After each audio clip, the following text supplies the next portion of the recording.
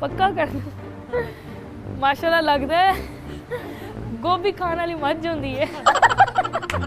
Mind नहीं करना बनी है, माइंड नहीं करना उम्र सारी। कैमरा मैन है आपके, लगता है पान खाने वाला किरला होंगे। सॉरी वीडियो को तो बड़ा डाल और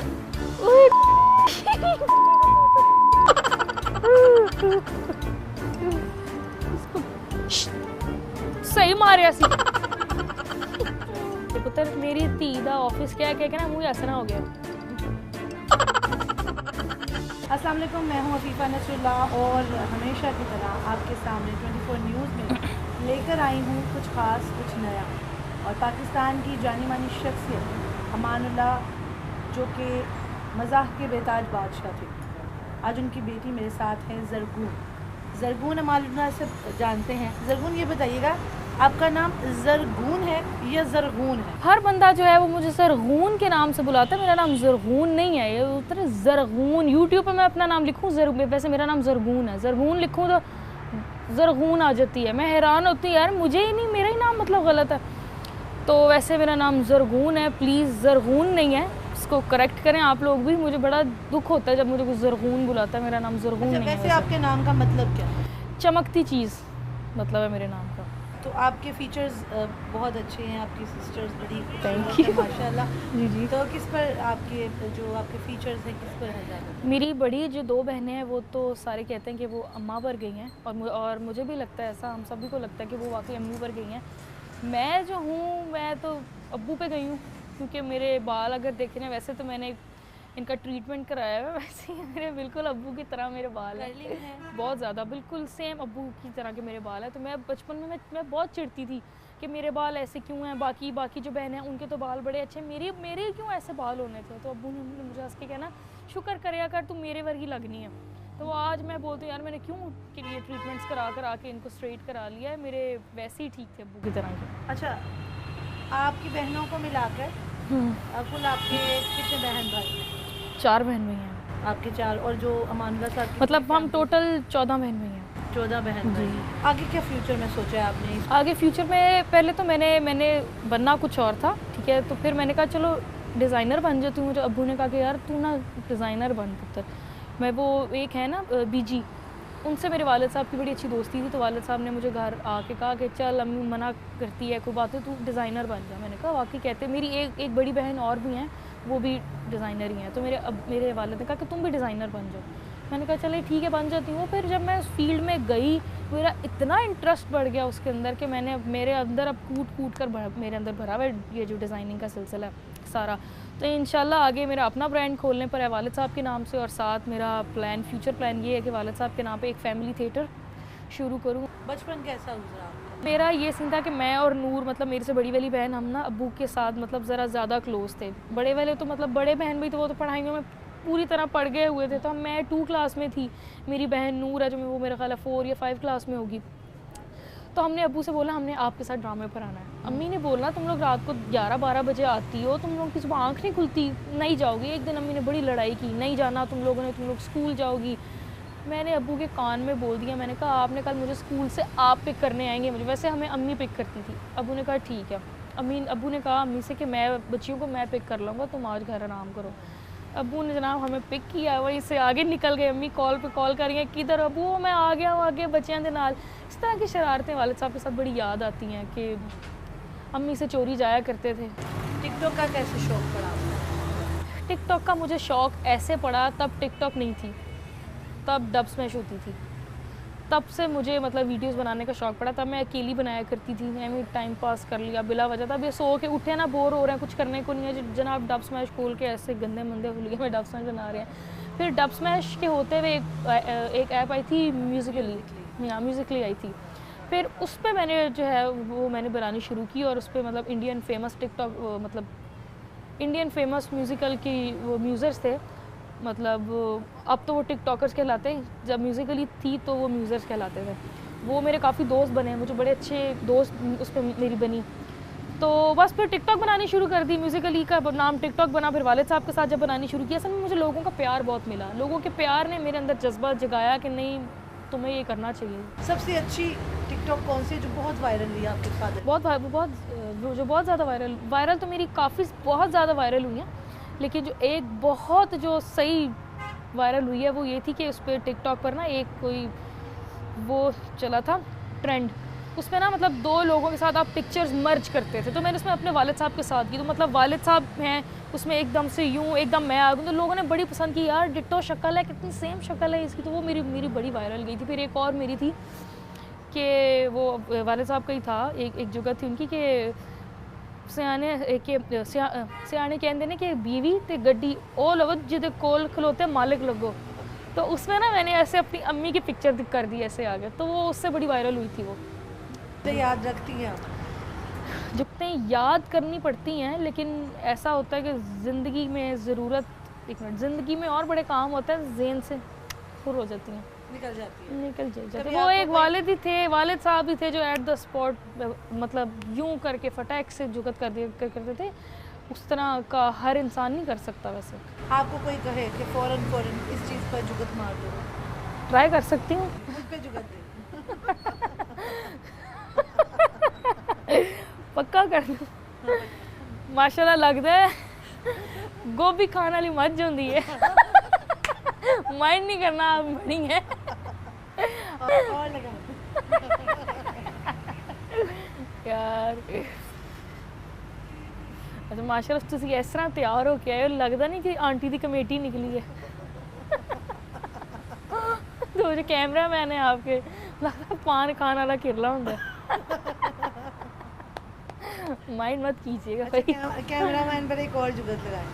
हाँ जी, कैमरामैन को एक और जुगत लगाए, ठीक। स्मार्टनेस पे तो नहीं, माशाल्लाह चिक्कड़ दा कोफ्ता होंदा।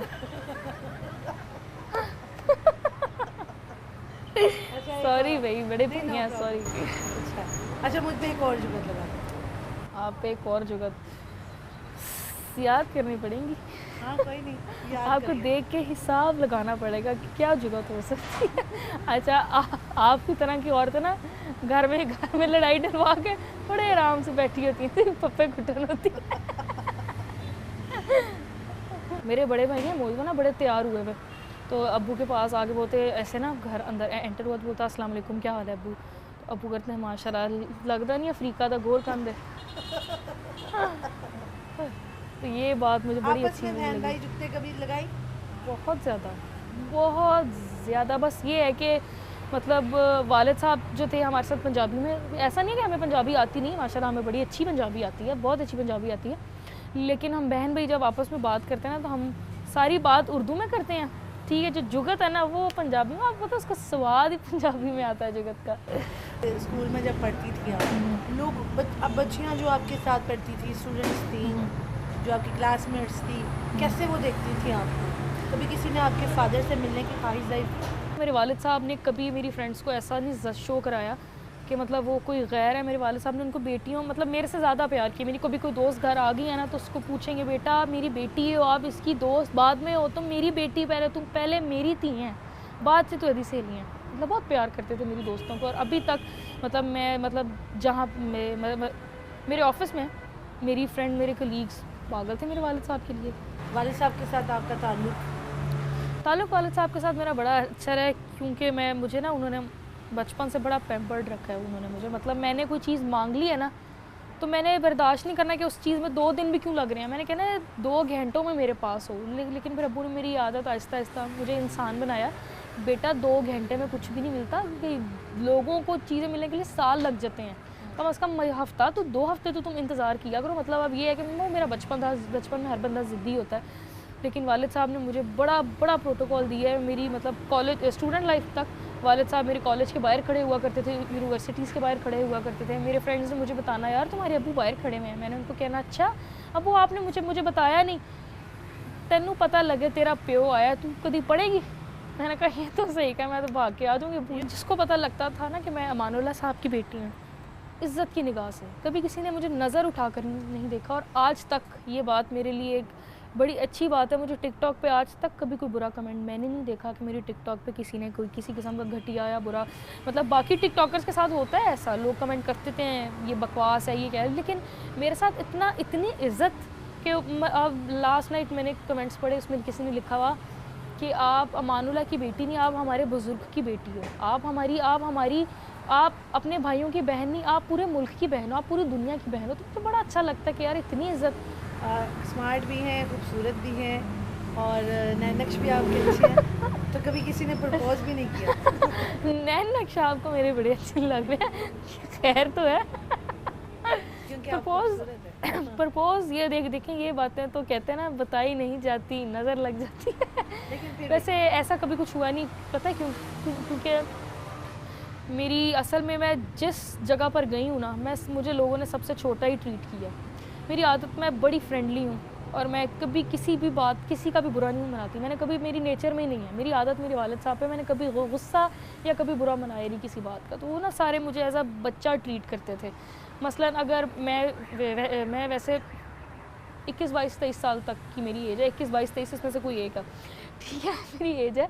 तो लेकिन मतलब मेरे से छोटे बच्चे भी ना मुझे, मतलब लड़के या वो लड़कियाँ मुझे इमैच्योर समझते हैं। दिल की बातें आप किससे करती हैं? दिल की बातें अपने अल्लाह से। जब मेरे वालिद साहब ज़िंदा थे तब वालिद साहब से करती थी, और अब वालिद साहब नहीं है तो मैं अभी भी, जब मुझे ना कि सुकून तलाश करना है तो भाई मैं नमाज़ पढ़ती हूँ। और हर जुम्मे के जुम्मे में वालिद साहब की, मतलब कब्रिस्तान जाना तो नहीं, औरतों को होता नहीं जाना चाहिए, तो मतलब उनकी कब्र जो है ना वो मतलब कब्रिस्तान के मतलब वो दीवार के पास ही है, तो वहाँ से खड़ी होकर, बाहर से खड़ी होकर उनसे बातें वगैरह कर लेती हूँ, अल्लाह से बातें कर लेती हूँ, और कुछ चंद समझदार बहनों से दिल की बातें शेयर कर लेती हूँ। मेरा भाई बड़ा अच्छे मशवरे, मैं उससे बड़े मशवरे करती हूँ अपने भाई से कि मेरे साथ ये ऑफिस में हो गया, मशवरे वगैरह दो। तो बस बहुत ज़्यादा इमोशनल थी, आपको वो वक्त याद आता है? बहुत ज़्यादा याद आता है यार, बहुत ज़्यादा। मैं आपको एक बात बताऊँ, वालिद और वालदा बोलते हैं ना, माँ बाप का गम ऐसा गम है, आपको ज़िंदगी भर नहीं भूलता। आपको सुबह उठते साथ याद आता है ये गम। वालिद साहब का तो मतलब वालदा के बाद ना मेरी वालिद साहब के साथ इतनी अटैचमेंट हो गई थी कि मैंने सुबह मैंने और वालिद साहब ने उठना सुबह 8 बजे, उठ के हमने नाश्ता करना, मेरे वालिद साहब ने मुझे ऑफिस ड्रॉप करना और चले जाया करना अपनी शूट्स वगैरह पे। 5 बजे मुझे वहाँ से पिक करना और फिर मैंने वालिद साहब के साथ, तो मैं और मेरी बहन नूर, हम दोनों का बहुत ज़्यादा टाइम गुजरा क्योंकि बाकी सारे बहन भाई मेरे मैरिड थे। तो बस यही है कि वो वालिद साहब के साथ गुजरे दिन याद आते हैं। वेंटिलेटर पे जाने से पहले तो वालिद साहब को, मैं आईसीयू की टाइमिंग हुआ करती थी शाम 6 से 7 बजे ना, उस घंटे में बहरिया हॉस्पिटल में। तो मैं वालिद साहब को मिलने के लिए गई आईसीयू में, तो मेरी आंखों में आंसू थे मगर मैं अपने इमोशंस कंट्रोल करती थी। उन्होंने मुझे बात कही कि बेटा परेशान ना हो, मैं इतनी जल्दी मरने वाला नहीं हूँ। मेरे दिल पे ना चुरा फिर गया। मैंने कहा जी हाँ जी। बोलते आपको पता है जब किसी ने मरना हो ना तो उसको मरने से कोई 10, 15, 40 दिन पहले लग जाता है पता कि उसने मर जाना है। तो मैं अभी ज़िंदा हूँ, मुझे कुछ भी नहीं होगा, मुझे ऐसी कोई ख्वाब नहीं है, कुछ ऐसा महसूस नहीं हुआ। लेकिन मैं तुम्हें एक बात बताऊँ, मैंने कहा हाँ जी, कि जब मैं कभी याद आऊँ ना तो बेटा 5 दफ़ा दरूद पढ़ना। उनकी इस बात से मुझे पता लग गया कि वालिद साहब के साथ क्या होने वाला है और ये छुपा रहे हैं ऐसा। ये ज़िंदगी भर का ज़ख्म है। हमारी वालदा की डेथ पर एक अंकल थे, उन्होंने कहा 1 हफ़्ता रोएंगे, 2 हफ़्ता रोएंगे, 3 हफ़्ते रोएंगे, आहिस्ता आहिस्ता इन बच्चों को आदत हो जाएगी। पता है उनकी क्या, हमें तब समझ नहीं आई। उनके कहने का मकसद ये था कि इनके आंसू खुश्क हो जाएंगे। अब आंसू तो खुश्क हो गए हैं लेकिन दिल रोज़ रोता है।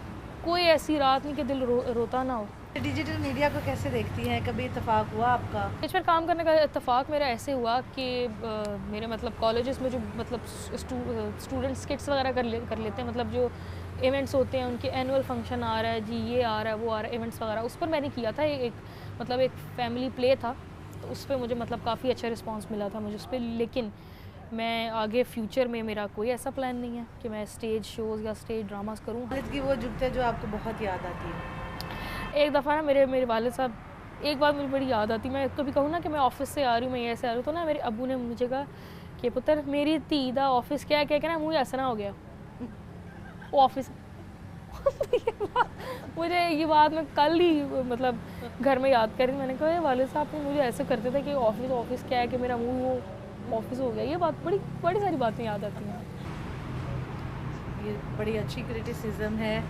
अच्छा माशाल्लाह ਇਹੋ ਜੀ ਕੁੜੀਆਂ ਨਾ ਇਹੋ ਜਿਹੀਆਂ ਔਰਤਾਂ ਬਿੱਲੀਆਂ ਦੀ ਲੜਾਈਆਂ 'ਚ ਚੇਅਰਮੈਨ ਹੁੰਦੀਆਂ ਨੇ ਆ ਵੀ ਮਾਸ਼ਾल्लाह ਬਿੱਲੀ ਲੱਗਦੇ ਨੇ